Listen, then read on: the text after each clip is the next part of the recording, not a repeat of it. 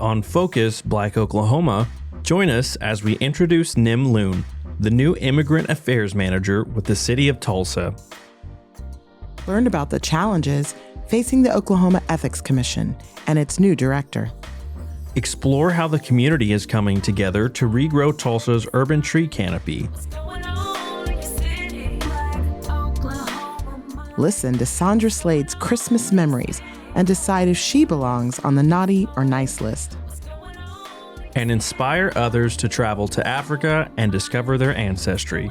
All of this and more on Focus Black Oklahoma.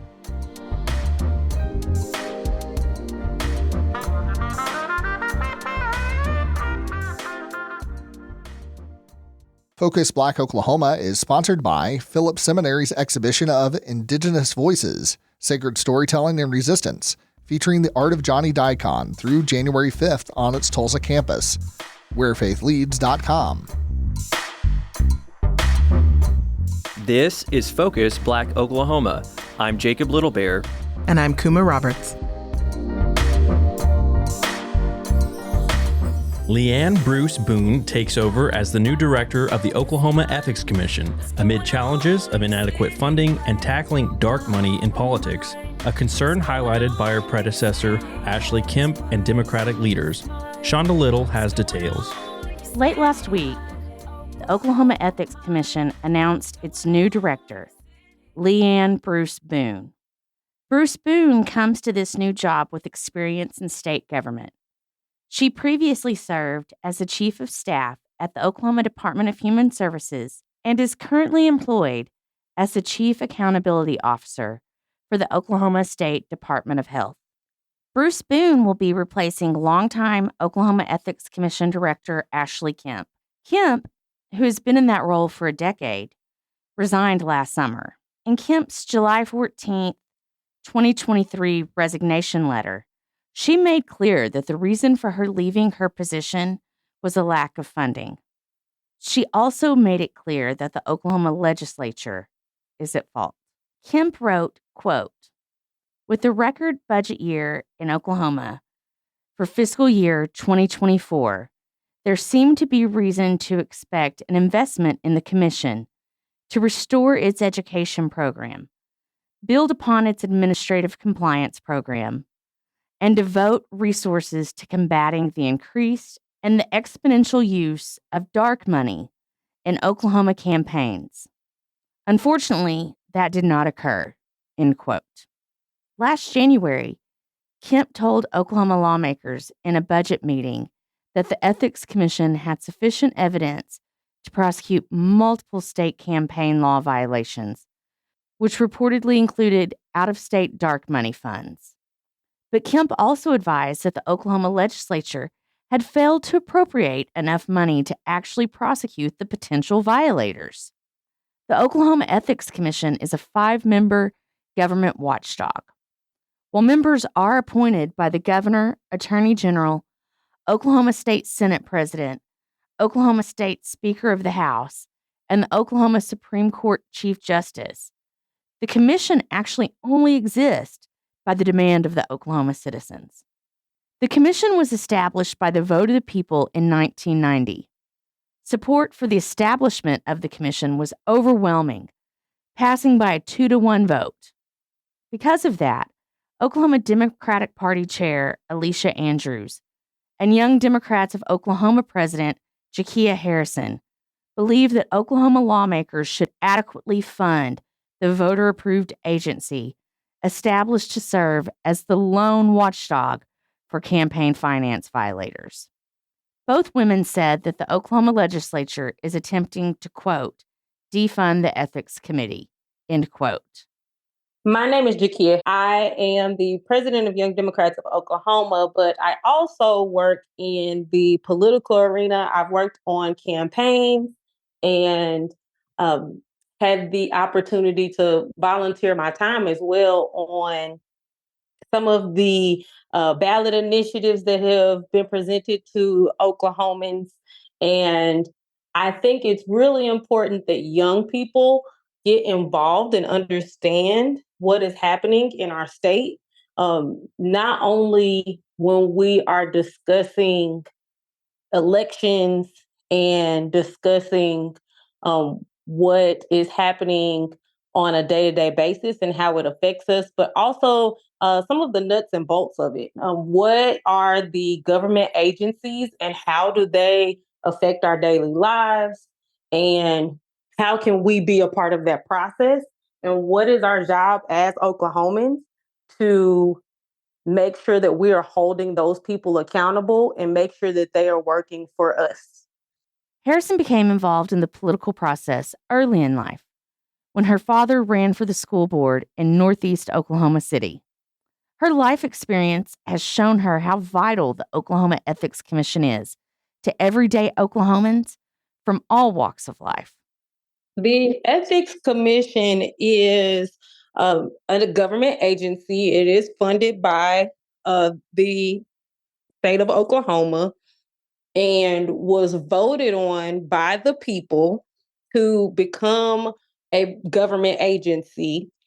And the idea is to make sure that in campaigns and in the government, other government agencies, and any situation where corporations are involved with the government and corporations in general through contracts.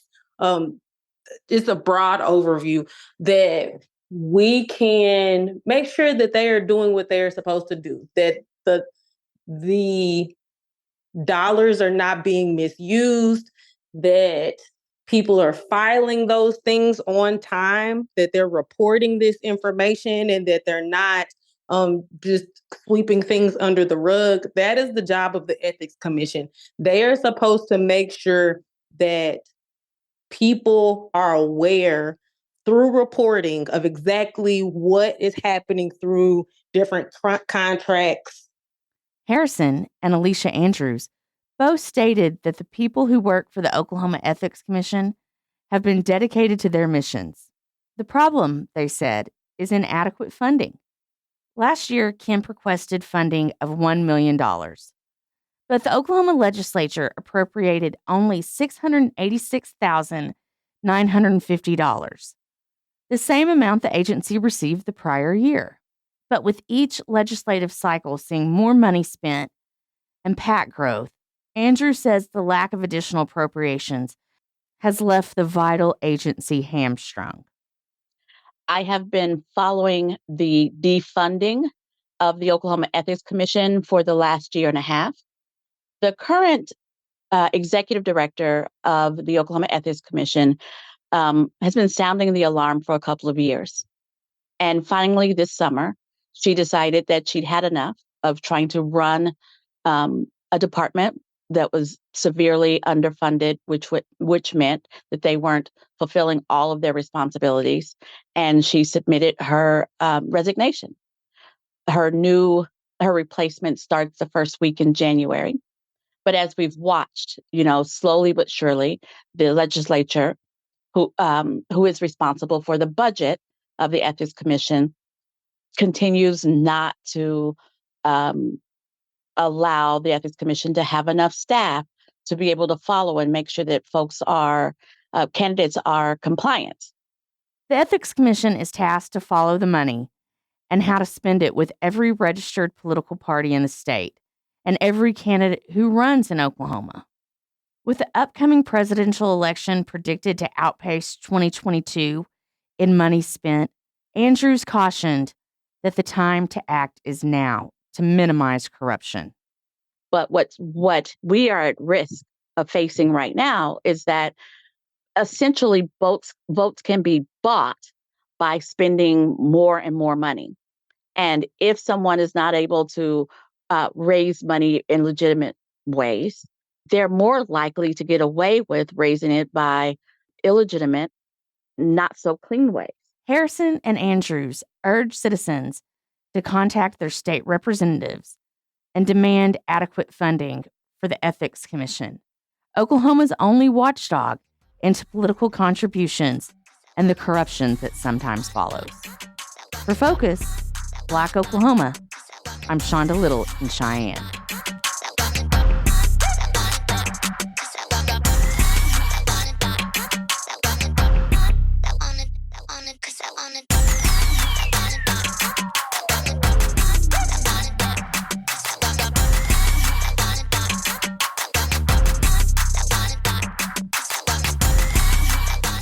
Carlos Moreno introduces us to Nem Lun, a Myanmar immigrant and the new Immigrant Affairs Manager with the City of Tulsa, who brings her own experiences of seeking freedom and safety to the role. Carlos Moreno shares more. This fall, the City of Tulsa was certified as a welcoming city by Welcoming America, a nonprofit, nonpartisan organization whose mission it is to support communities building a welcoming society. Tulsa is the 21st welcoming city in the nation and the first city in Oklahoma to receive this designation. To support this effort, the city has hired Nem Lun, who serves as the Immigrant Affairs Manager with the Mayor's Office of Resilience and Equity. Lun herself immigrated to Tulsa in 2009 from Myanmar, after her father established residency in Oklahoma. So my dad was a local church pastor in a tiny, small town in Burma, Myanmar. And my mom was a stay-at-home mom, but things were getting tough. And my dad decided to go to Malaysia to apply for refugee status. It took about 7 years. And then he was able to come to the United States as a refugee. And then we were able to come 2 years after he became a resident here. Decades of civil war have battered the country of Myanmar, the northernmost country of Southeast Asia. The military government has persecuted families and attacked villages of ethnic minorities such as Muslim Rohingya and Christian Zomi. Lun's family is Zomi, and her family's story is similar to many Zomi immigrants who came to the United States in search of religious freedom. The majority religion in Myanmar is Buddhism. So we were Christian.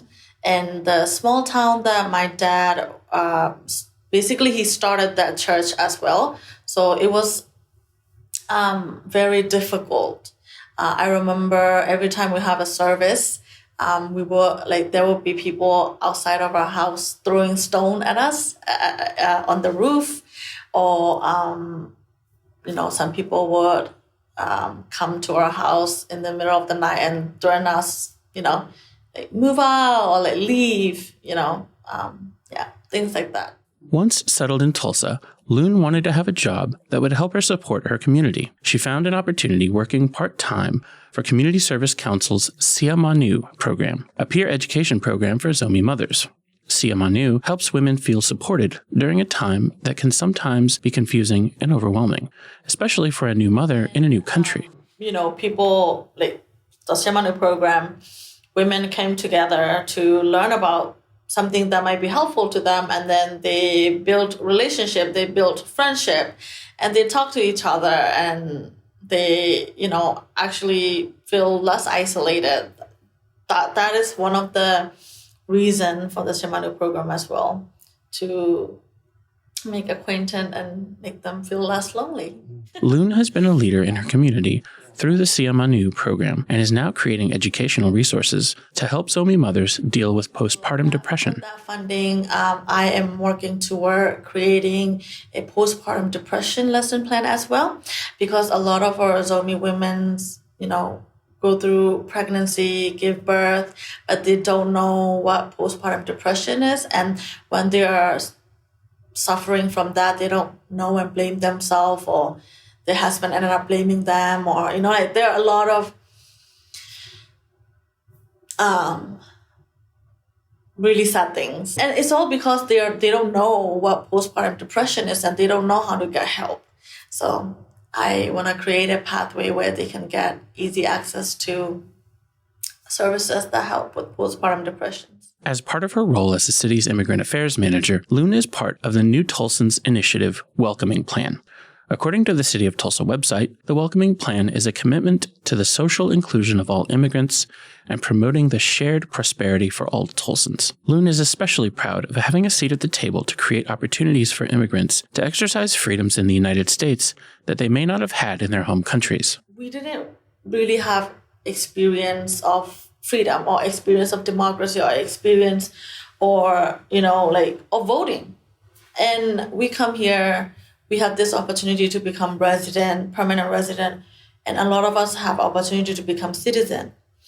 And one of our responsibility as a citizen is to vote.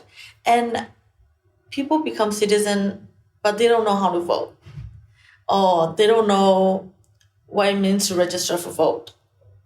So like being able to create a program and being able to, let them know that, hey, we have a freedom here to vote, or we have you have a total freedom to vote for whoever you want, or just a basic information like registering, like not just like the presidential vote. Like there are a lot of voting happening in Tulsa City, like to let them know about those, different elections that happen. I'm just talk like me and Crystal, who is my boss, we talk about it, and then sometimes we tear up because this is such a wonderful opportunity, like a wonderful doorway for our parents, our next generation, to let them know that there's a freedom in choosing to choose. It is certainly no secret that Oklahoma is not well known for being welcoming to immigrants. A 2018 study in the American Journal of Political Science shows that anti-immigration sentiment in Oklahoma ranks the 4th highest in the U.S., behind Arkansas, Utah, and Kentucky. The research firm New American Economy has created a cities index, systematically evaluating immigrant integration in 100 American cities, and gives Tulsa an overall score of 2.92 on a scale of 1 to 5. According to the study, Tulsa, quote, could further improve its score with more emphasis on livability and inclusivity, end quote. While she acknowledges Tulsa has more work ahead, Lun is very hopeful. I feel welcome here. I feel like there are more opportunity now than when we came here first. Like compared to 2009, where we first came here in Tulsa, Oklahoma, United States, to compare that time to now, there are a lot more opportunity, a lot more resources for immigrants and refugees, individuals and families. And I get to be a part of a lot of those improvement. So I think it's a very wonderful work that everyone in Tulsa is doing, because I see a lot of improvement and I see a lot of welcoming and benefits people who arrive here maybe 2015, 2016, than me at 2009. And I'm pretty sure, like in 5 years, in 10 years, there will be a lot more resources compared to 2023, So I think everyone's perspective needs to be accounted for, and like, okay, what is your perspective and what do you think is lacking? I think that question should be asked to all of the long-term residents and all the immigrants as well. For more information on the New Tulsans Initiative, visit cityoftulsa.org/new-Tulsans. For Focus Black Oklahoma, I'm Carlos Moreno in Tulsa. Would you like to pitch a story to FBO? Or work with us as a correspondent? Please email us at contact@focusblackoklahoma.com.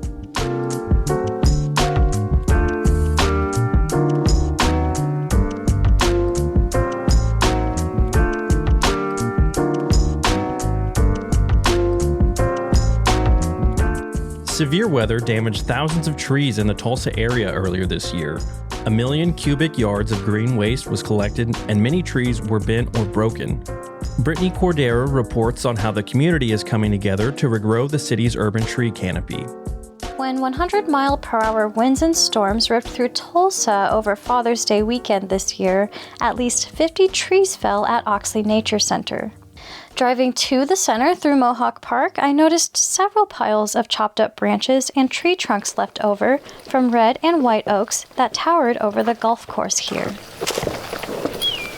Every year, Oxley naturalists hold a book sale to raise funds for the center. But this year was different. Tree saplings were also available. Mary Seaborn, an interpretive naturalist with the center, says the storm took so many older trees throughout the park because they were standalone. Trees rely on each other. So in a forest in high winds, their root systems are tied together, and so they have their neighbors to lean on. Seaborn and her colleague Karen Harris say even their own yards were devastated by the winds. And that was a hard day. Like, we all love those trees. Mary and I actually cried we're talking about the trees that we lost, and we just both started tearing up because they're almost like family after a while, you know. Joe Marcoux is a forester turned cabinet maker from Tulsa. He grew nearly 300 saplings for planting and the book sale, from seeds he collected in the park, like bur oak, black walnut, and Kentucky coffee tree. I stepped outside the forestry field years ago, and I've been a cabinet maker most of my life. So this is something of penance for all the trees I'm responsible for having cut down. Marcoux nurtured these seeds for 18 months, even before the storm. The damage caused by the storm inspired him to give back to his community by helping regrow Tulsa's tree canopy. He says the best time to plant a seedling is in the fall because it allows the plant to take root and acclimate to Tulsa's winter climate.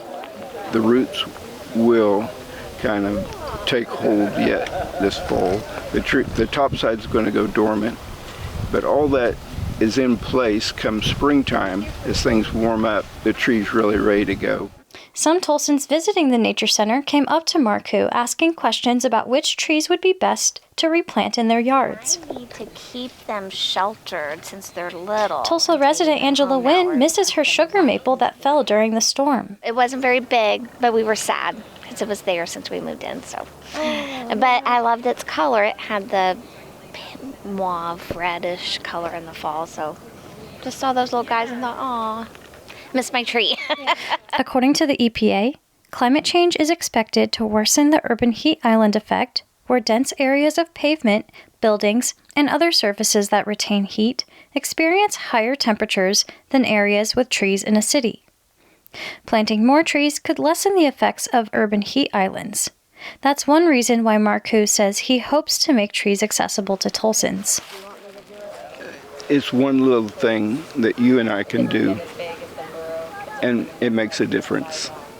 You're doing it for the next generation, right? I'm not going to see these trees grown to great heights, but I'm hoping to put them in people's hands who will do that for me. The following week, volunteers gathered at Oxley with shovels, boots, and gloves to plant Marcoux's leftover seedlings. He handed me a few acorns from bur and chinkapin oak after giving them a float test to make sure there's no holes in them. These were all collected in Mohawk, so it's local seed. They know what to do. They're ready to go. Volunteers at Oxley planted 104 trees throughout the forest that day. For Marcoux, planting a tree is how he fosters community, combats climate change, and provides for future generations. He'll be growing more seedlings next year to sell and plant throughout the city. For Focus Black Oklahoma, I'm Britny Cordera in Tulsa.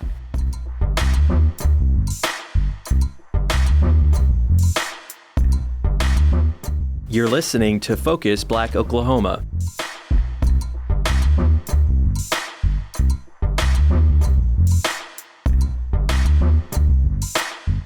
Jasmine Biver-Smith explores the growing trend among African Americans reconnecting with their heritage, inspired by Ghana's Year of Return. This initiative marks 400 years since the African diaspora began and has reignited interest in understanding ancestral roots. In part 2 of the series, we highlight Ashley Yearby, who is planning a journey to Africa in hopes of inspiring others to discover their ancestry and celebrate the deep ties between Africa and its global diaspora. I really want to kind of dive into that a little bit more. I've been to Europe, I've been to Asia, I've been to places where I'm like, okay, it was cool, it was a nice fun trip. I did some, Americanized things in these places. I've done some cultural things there, but now I want to kind of get back to Africa, and I want to really explore Africa and all that it has to offer. That was Ashley Yearby, a high school friend of mine that is gearing up to explore Africa. Later, you'll hear more about her first visit there and plans to return for her 40th birthday. In our November episode, we introduced the concept of Sankofa, understanding your past to go forward. Have you considered visiting Africa? Have you considered living in Africa? Though there is some debate on the best word to describe this act, according to the Merriam-Webster Dictionary, repatriation is the common word used to define the voluntary or involuntary return of someone to their own country. As of today, I am still impatiently awaiting the results from a specialized kit that will hopefully inform me of which country or countries in Africa I can tie my ancestry.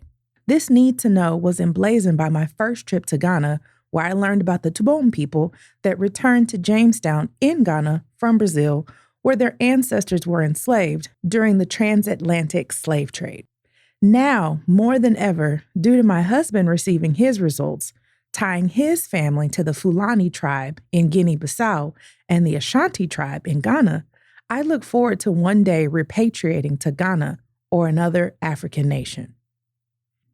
In the YouTube panel, Blacksit, Ghana Repatriation to Africa, Muhammadia El Muhajir and Krista Sanders Baptoya, both of whom have repatriated, were interviewed by Sarah Lomax and shared their experiences navigating business and life in Ghana. Muhammadia shares her experience, having visited first in 2003 and then returning 10 years later to find that the developing country had regressed so much she was reminded of her life in New York.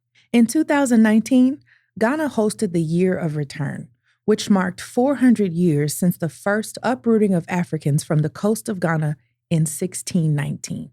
This significant experience was led in partnership by the Ghana Tourism Authority and the Ministry of Tourism, Arts, and Culture to kick off a cultural phenomenon, highlighting Ghana as a major tourism draw for Black people all over the world. Muhammadia explains.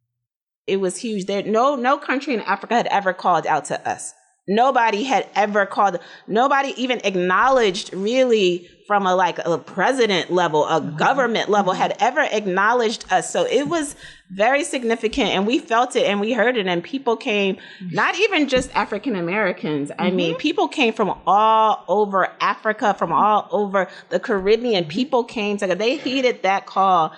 So it was really significant. So what started out as like a tourism initiative became like this cultural phenomenon that really has kicked open the door. I don't think seen anything like, especially people have seen Africa in a different way. I also think the success of what we're seeing right now in Africa has a lot to do with social media. Before social media, the media, traditional media controlled the narrative.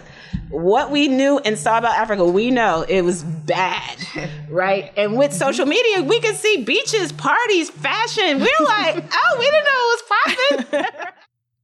This gathering has been seen as the first part of a tourism awakening for Ghana and a shift of the narrative of Africa to a majestic travel destination. According to the Ghana Tourism Authority, the Year of the Return saw 1.5 million people travel to Ghana and other African countries. In 2021, more than 100 years after the Tulsa Race Massacre, Ghana welcomed home Viola Mother Fletcher, her brother, Hugh's Uncle Red Van Ellis, and their family members. In a blog post found on the Year of the Return website, author Ivy Prosper writes, quote, co-founding chair of the African Legacy Foundation, Dr. Tony Luck, who flew in from Johannesburg, South Africa, and Ambassador Erica Bennett, who is head of missions at the Diaspora African Forum, both were so filled with joy knowing that Mother Fletcher and Uncle Red were about to land in Ghana. It's like waiting for my own grandmother, Bennett said. Dr. Luck was pacing around the VIP lounge with so much excitement, like a child on Christmas morning, end quote. Following our 20-year high school reunion, I caught up with my friend, Ashley Yearby, a serial startup founder and entrepreneur from Tulsa. Ashley visited the Gambia as a teenager with Girl Scouts and is gearing up for her 40th birthday year with her sights on Ghana as a celebration destination. One of her favorite memories from her visit to the Gambia was playfully being called a tubob. Ashley explains. Honestly, when I think back on it, because it was my first international trip, I don't know if I really had any. I think it came out on top for me because, I had this idea in my mind. This is before true social media. This is 2002 that I went.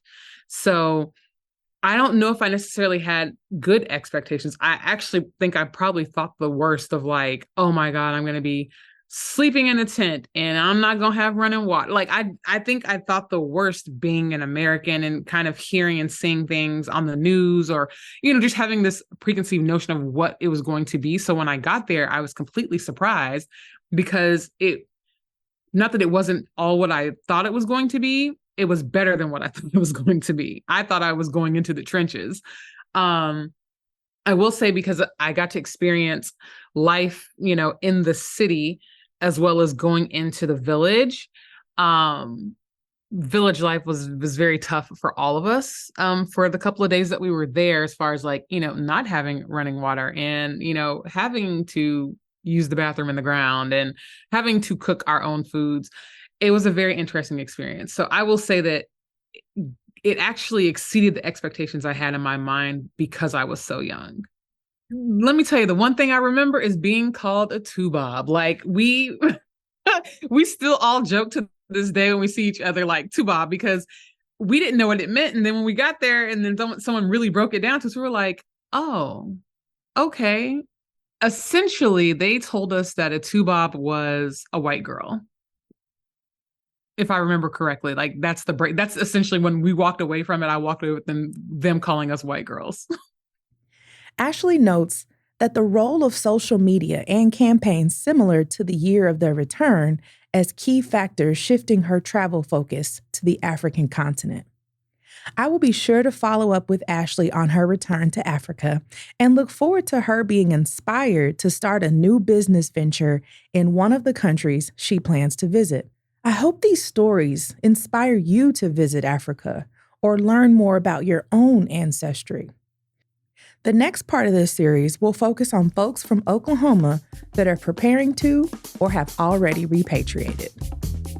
For Focus, Black Oklahoma, this is Jasmine Biver-Smith in Accra.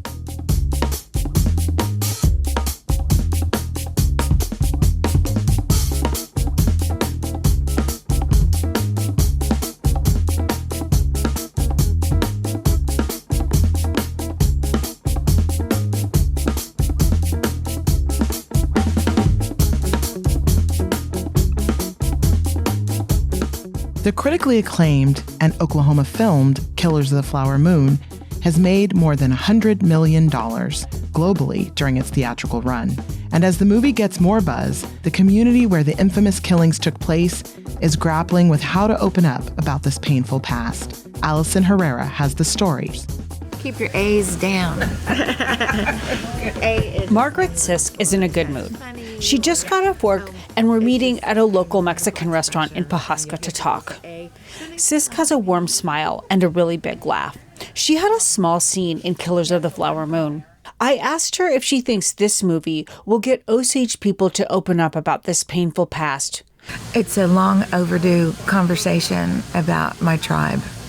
Sisk says her mom, Mary Agnes Wagos Shannon, had a guardian, someone who controlled her money, even after her mom died. And she didn't really talk about it with her, but what she does know still hurts her. It's too close for me. Just knowing that woman hurt my mother and, abused her. It's hard to talk about. The Osage Nation's healthcare system has set up a special hotline for citizens in light of what the movie may bring up. Trauma is not the end of our story, a tagline reads, along with the hashtag Wajaji Heals on the nation's website. And Osage Nation Principal Chief Jeffrey Standing Bear, who spoke on a panel with David Grant earlier this week, said mental health care for Osages is a must right now. He referred to an interview one of the film consultants did with The Hollywood Reporter at this week's LA premiere. Some of them who worked and were consultants on the film were interviewed and saying the movie just made them angry.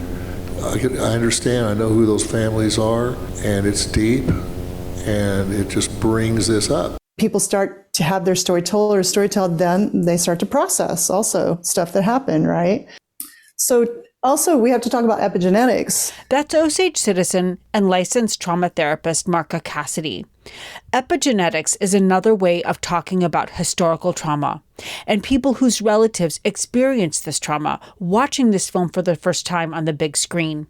Cassidy knows about it because they specialize in Native American and LGBTQ mental health. You know, we know now from research that the DNA of our ancestors and what they lived through lives in us still. We're holding that.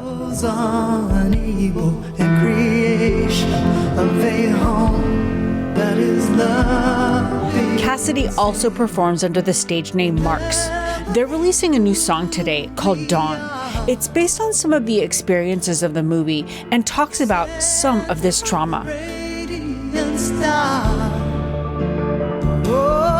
There's anything that I would suggest providing right now, or what I would want people to have, is a place for them to talk about their experience of seeing the movie or hearing about the movie, or their lived experience through their families, or their lived experience for our elders, to talk about their experiences with someone who hears them and reflects back to them what they're hearing them say. Sisk remembers the moment after she filmed her scene and seeing director Martin Scorsese. I mean, it was so hot. It was like 98 degrees or so, and it was just so hot. And he came out to shake my hand and thank me, and I said, no, thank you.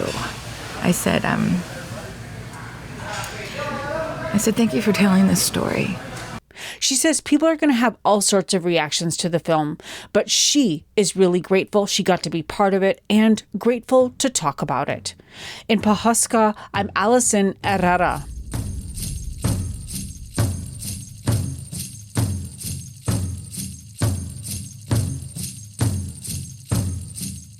Dr. Carol Connor knows downtown Fairfax, population 1,100, like the back of her hand.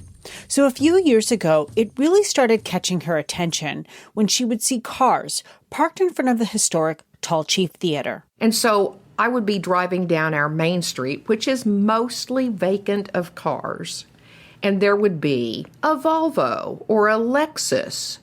And most people here drive ranch trucks or other non-luxury vehicles. Carol is a little extroverted. So I would pull up next to them and say, "What are you doing here? Did you read the book?" And they would say, "How did you know that?" Well, duh. There's no one else on the street, and you're in a Lexus from Minnesota. This was shortly after David Grant's nonfiction book was released. Carol and her husband Joe couldn't stop and talk to everyone, so with money from the nonprofit they run called the Fairfax Community Foundation, they decided to do something about it. So I basically created this exhibit, giving people a background of who the Osage people were, how we got here, what led up to the murders. That's Dr. Joe Connor, Carol's husband. He's an Osage citizen. He said he wanted to tell people the why. What led up to it, and also importantly, what was the impact of those murders on this community afterwards. The murders began over 100 years ago, but they are still not widely discussed in Fairfax. My high school actually had us all read the book, and that's the first time I found out about the murders and what happened to the Osage people. Owen Hutchison is a young Osage man who works for Joe and Carol Connor and grew up in Fairfax. And I think a part of that was Osages that do still live here didn't want to talk about it. And then the people who are non-Osages that lived here either didn't know or they were complicit at the time. Shannon Shaw-Duty is the editor of the Osage News and also grew up here. Her great-aunt Liz was alive at the time and had friends and family who were murdered. They didn't want to talk about it, and we never understood. But we do now. It was too painful. When the book hit the shelves in 2017, Carol remembers getting a very frosty response when she put an item in the paper she and Joe publish called the Fairfax Chief, a newspaper that's been around since the 1920s. Small town newspapers, no one ever unsubscribes. They die, but they don't unsubscribe. But the week that we had David Grant at the Tall Chief Theater to sign books, I had 12 people unsubscribe from the newspaper. But a few years later, attitudes began to change. Martin Scorsese signed on to direct the movie. That was exciting. And more importantly, his film crew actually listened to Osages about their concerns for the movie. Joe and Carol Connor wanted to take the momentum of the film and run with it. They have a vision of what the community can be, emotionally and physically. Oh, we're standing right in front of the Tall Chief Theater, built by Alex Tall Chief. Saving it is a passion project for Joe Connor. We see this as an investment in the future of not only just Osages, but also the entire community. Osage citizen Danette Daniels is also trying to uplift the community. She was raised here. She's opening up a museum, gift, and coffee shop in a building she bought and renovated. I want to be part of bringing Fairfax back, revitalizing Fairfax. She's hoping to give tours on the second floor of the building, where the two doctors, the Schoen brothers, allegedly poisoned Osages. Oh my God, look. So this is filmed in the movie? This is filmed. I asked Danette how she felt about offering tours to people about this terrible subject. Well, it's history, so it's just the truth. And people need to understand the truth. What does it feel like to own part of this history? It feels good, especially as an Osage person. Yeah, taking it back. Taking back history, revitalization, confronting this past, that's what Dr. Joe and Carol Connor and Danette Daniels want to do here. They want to use the attention of the movie to not only honor the victims of the murders, but come to terms with why it happened and move forward. In Fairfax, Oklahoma, I'm Allison Herrera.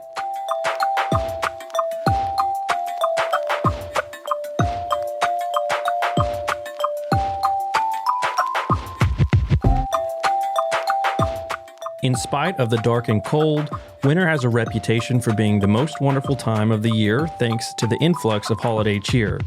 Without confirming or denying her presence on the naughty list, Sandra Slade tells the story of the year that her Christmas was a rapper's delight.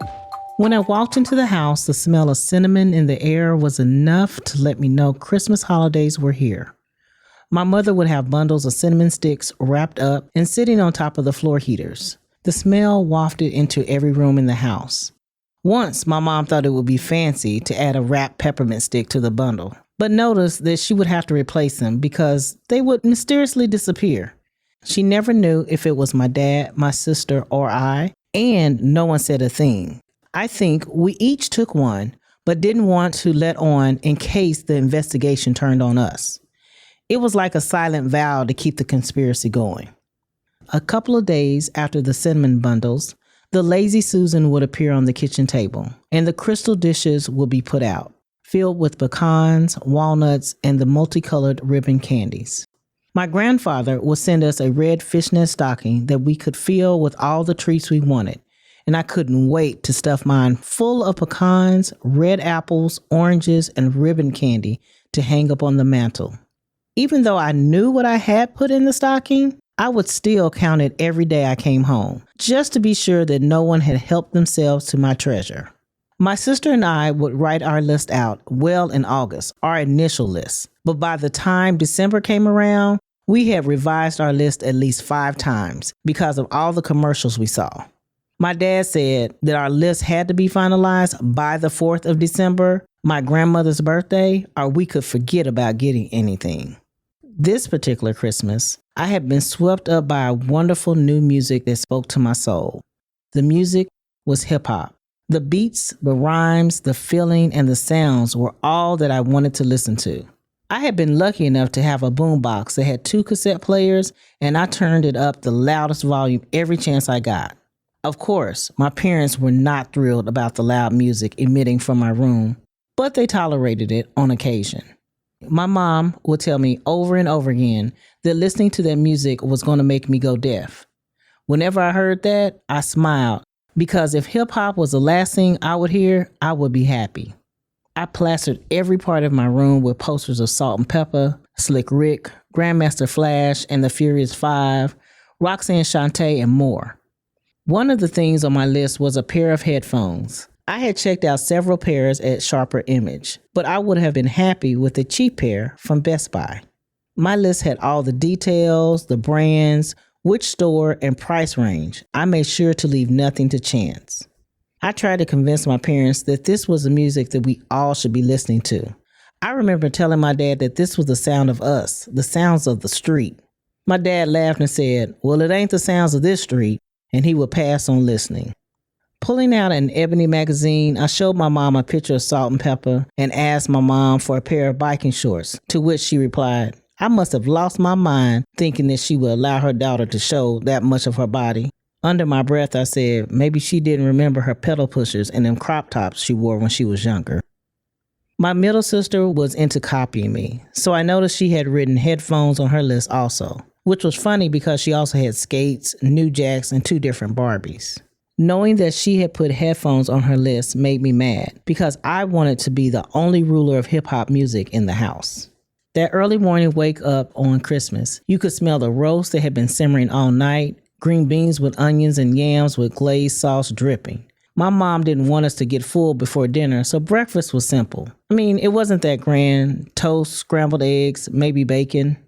I knew the first thing I would tear into would be my red stocking because those ribbon candies had been calling me all night. We were allowed to eat 1 piece of fruit, either the apple or the orange, but not both. And I always chose the orange because I could stick my peppermint stick in the middle and suck on it like a straw to get the juice from the orange. After breakfast, we would go to the living room where all the presents were and get ready to open them. Taking her place in the corner of the sofa, my mom would be silently multitasking, sipping on coffee, watching us, and listening to make sure the pots weren't boiling.